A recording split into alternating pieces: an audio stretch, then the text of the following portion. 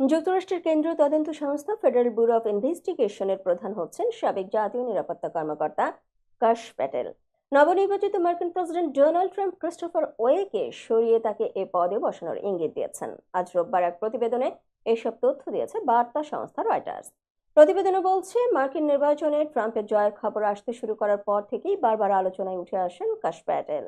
ভারতীয় বংশোদ্ভূত ৪৪ বছর বয়সী কাশ প্যাটেলের জন্ম নিউ ইয়র্কে। তার পরিবার পূর্ব আফ্রিকা থেকে কানাডার পথে গিয়েছিল আমেরিকায়। সেই থেকেই প্যাটেল পরিবারের বসবাস আমেরিকায়। ট্রাম্পের প্রথম মেয়াদে জাতীয় গোয়েন্দা বিভাগের পরিচালক এবং প্রতিরক্ষা সচিব উভয়কে পরামর্শ দিয়েছিলেন প্যাটেল। এর আগে এফবিআইকে গোয়েন্দা তথ্য সংগ্রহের ভূমিকা থেকে সরিয়ে দেওয়ার এবং ট্রাম্পের এজেন্ডাকে সমর্থন করতে অস্বীকার করা যে কোনো কর্মচারীর পদগুলোকে শুদ্ধ করার আহ্বান জানিয়েছিলেন তিনি। গত সেপ্টেম্বরে কাশ প্যাটেল এক সাক্ষাৎকারে বলেন, এফবিআইয়ের সবচেয়ে বড় সমস্যা গুরুত্বপূর্ণ তথ্য সংগ্রহ থেকে বেরিয়ে এসেছে। আমি এ প্রক্রিয়া ভেঙে ফেলবো।